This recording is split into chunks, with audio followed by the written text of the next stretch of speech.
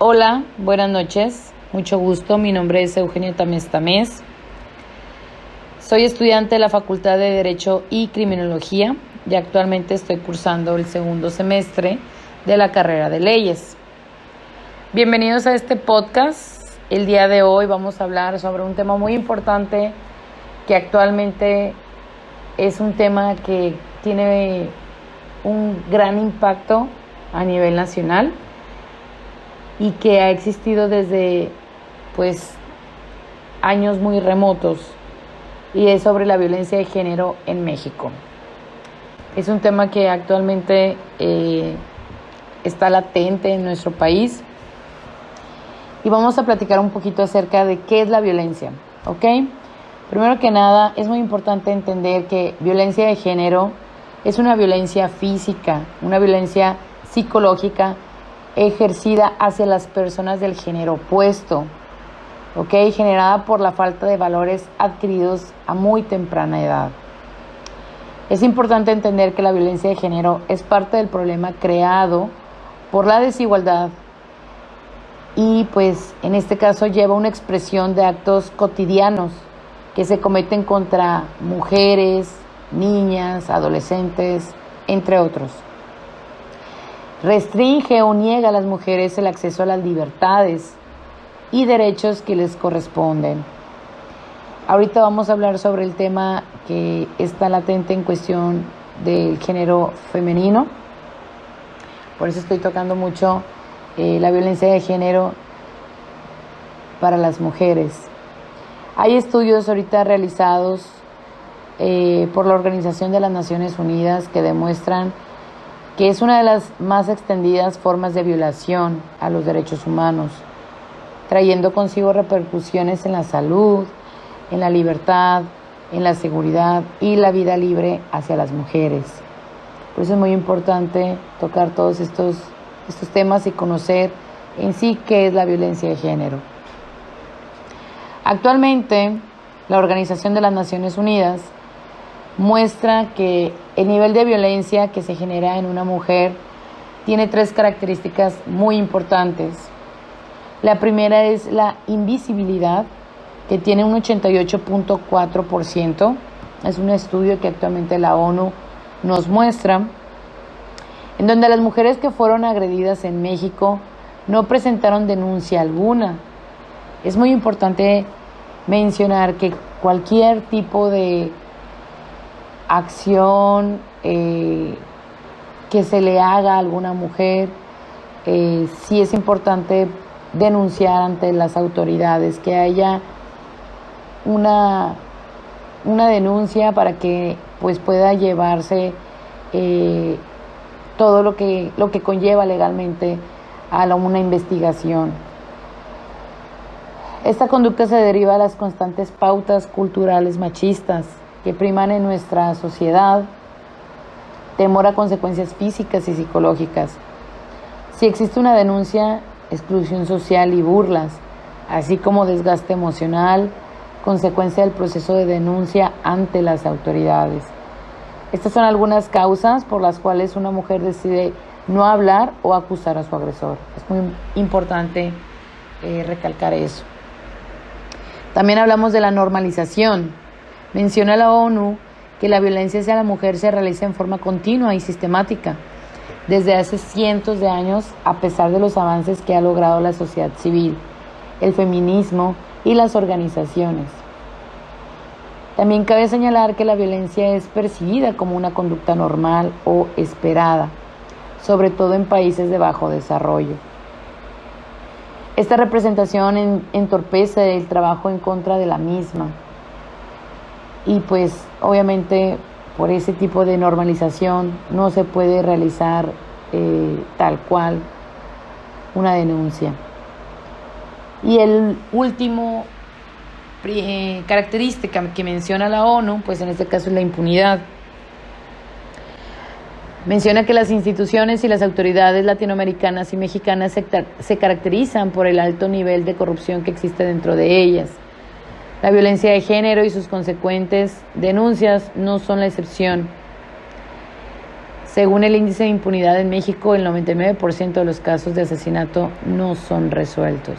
Imagínense cuántos casos quedan impunes, cuántos casos no tienen una resolución.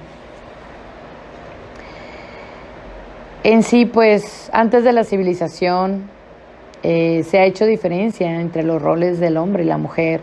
Por eso hay mucha desigualdad.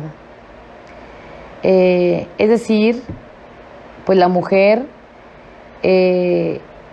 tenía la idea de quedarse en la casa, hacer las cuestiones domésticas, y pues el hombre era el que salía, cazaba, o iba en este caso a trabajar, ya hablando de un poco más de la modernización.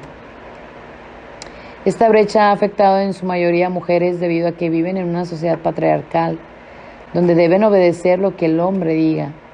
En algunos ejemplos donde se puede ver estas situaciones son en la Revolución Francesa, que se creó la Declaración de Derechos del Hombre y del Ciudadano. Estos derechos no amparaban ni incluían a las mujeres, por lo que la escritora Olympe de Gouges escribió la Declaración de los Derechos de la Mujer y de la Ciudadana. Asimismo, esta violencia de género cuenta con una relación directa con el sistema neoliberal. Actualmente hay una violencia contra las mujeres que se ejerce principalmente en los ámbitos escolares. La INEGI hizo una encuesta, una estadística, en donde menciona que pues prácticamente la violencia más alta son en las escuelas, principalmente a mujeres, con un 25.3%. Le sigue también el ámbito laboral con un 24%. Y el comunitario, que pues prácticamente es el que se vive día con día en las calles, es el más alto, que es el del 38.7%. A través de acoso y abuso sexual. Las frases ofensivas, las miradas lascivas, amenazas de violación, manoseos, exhibicionismo, hostigamiento, humillación e intimidación, pues prácticamente todo eso es una violencia de género. Ser seguidas en la calle, discriminación por embarazo, golpes, asesinatos, por mencionar algunos. ¿Ok? Este es un tema muy, muy extenso, entonces vamos a tratar de llevarlo un poco más breve, porque pues sí, realmente hay muchísima información de muchas dependencias de gobierno, programas que nos han dado información hasta el día de hoy. Vamos a tocar un poco acerca del marco jurídico internacional sobre este tema de la violencia de género. Y cabe destacar que la Declaración Universal de los Derechos Humanos antepone los derechos fundamentales de la mujer y del hombre. Entre ellos se destacan el derecho a la vivienda individual, a la salud, a la seguridad social, siendo uno de los principios fundamentales la igualdad. La Declaración Universal de Derechos Humanos incluye 2 artículos relacionados con este principio, que en este caso menciona que todos los seres humanos nacen libres e iguales en dignidad y derechos. También hay otras dependencias, que en este caso está la Organización Mundial de la Salud, el Banco Mundial y el Fondo de Población de las Naciones Unidas, que mencionan y consideran a la violencia de género como un problema de salud pública. México ha recibido numerosas ocasiones recomendaciones de diversas instituciones internacionales para mejorar la creación y aplicación de políticas públicas que garantizan los derechos universales de las mujeres, entre los que se encuentran principalmente erradicar la discriminación de las mujeres indígenas, que actualmente es algo que todavía está latente en las comunidades de ciertos estados de la República. También es importante mencionar que la desigualdad de condiciones de acceso al empleo, al salario equitativo, eso fue reportado por medio del INEGI y menciona que es una situación que ha perdurado desde 1998 y que todavía se mantiene en ciertos niveles de empleo, niveles de trabajo. Se ha mantenido sin ningún cambio en materia de salarios, lo cual simplemente significa que durante este periodo el sueldo pagado a las mujeres fue menor a lo pagado a los hombres. Cabe destacar, como bien menciona, que solamente son en ciertos trabajos. No menciona tal cual en qué empleos son, pero sí hay ciertos trabajos que aún son menos pagados que las mujeres a los hombres.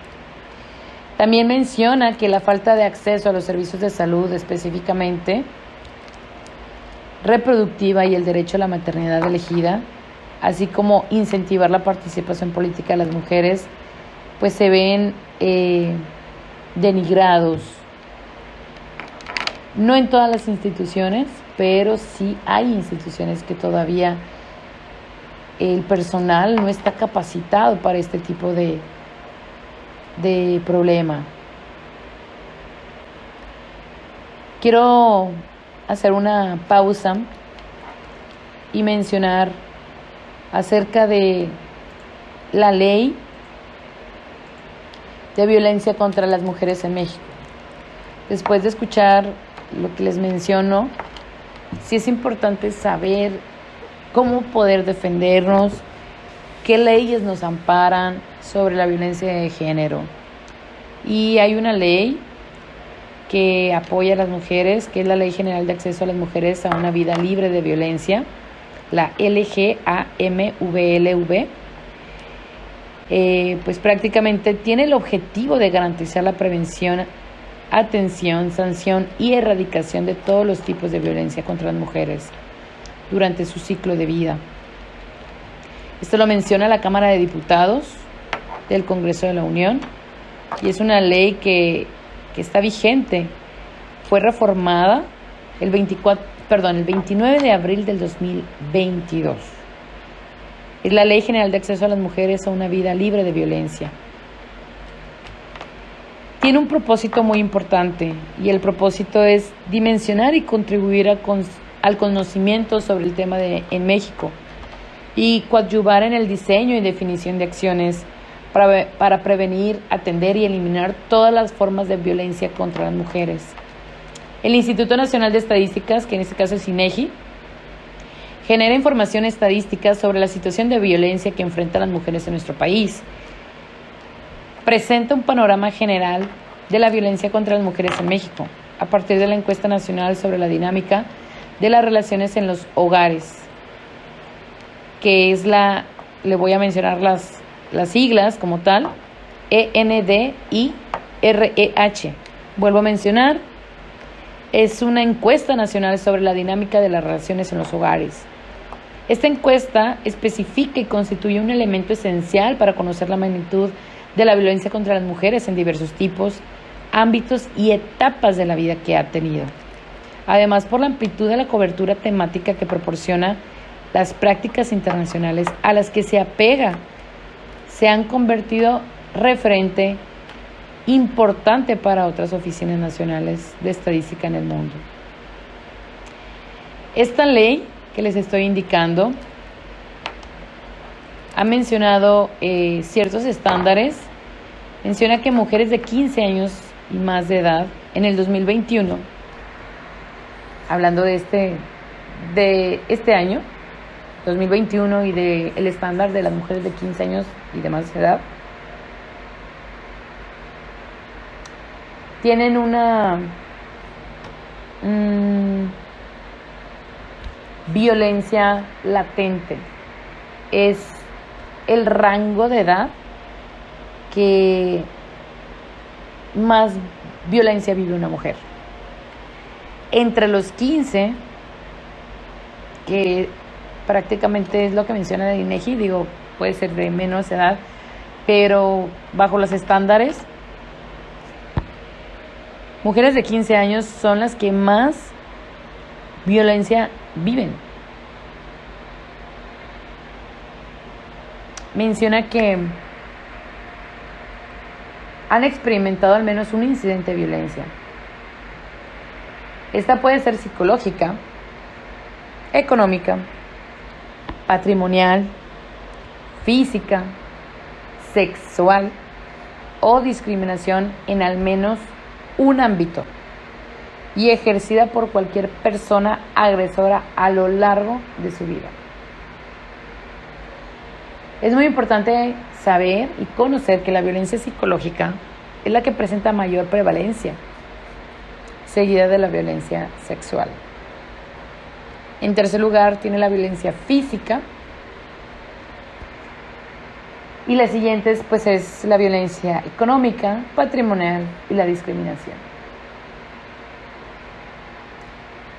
Estos son resultados que nos ha dado la INEGI y que muestra actualmente en su página web, por si gustan acudir, www.inegi.org.mx, tableros estadísticas. Pueden ver las tablas que yo les estoy mencionando. Menciona también la violencia contra las mujeres por entidad federativa. Las entidades federativas donde las mujeres de 15 años y más han experimentado mayor violencia a lo largo de su vida son el Estado de México con el 78.7%, Ciudad de México con el 76.2%, Querétaro con el 75.2%,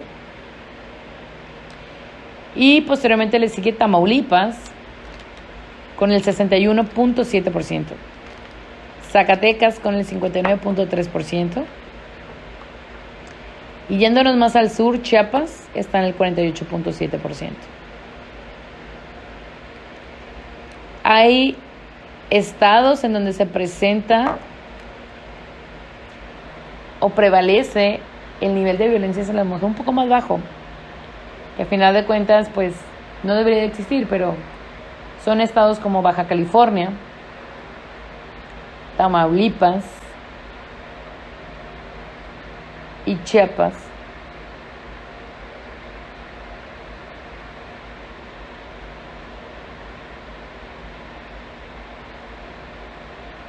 A ver. Son por periodos, discúlpenme. Estoy dándoles mal la información. Estos 3 estados que les mencioné al final, menciona que han tenido prevalencias bajas solamente en un año, pero en los demás años han estado altos. Esto es una encuesta que fue en el 2021. Solamente en el 2021 estos estados, los últimos 3 que les mencioné, fueron bajos. ¿Ok? Muy bien. También podemos ver los tipos de violencia que viven las mujeres. Y los más altos, según la INEGI, nos está hablando que son las zonas rurales, las escuelas,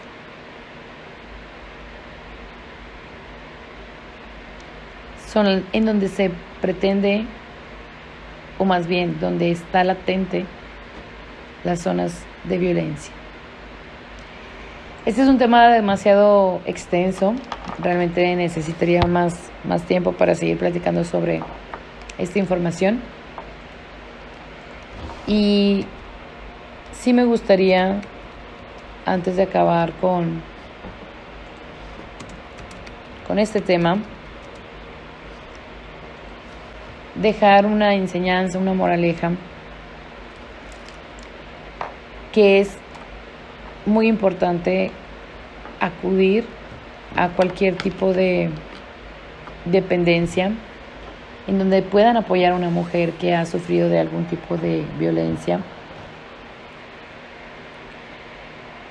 y tratar de apoyarnos como mujeres, alzar la voz, no quedarnos calladas, La violencia de género se puede prevenir y se puede controlar. Para mejorar la difusión y la prevención, se deben realizar más talleres sobre este tema en las escuelas, hablar con los jóvenes y, como dicen, la educación proviene de casa.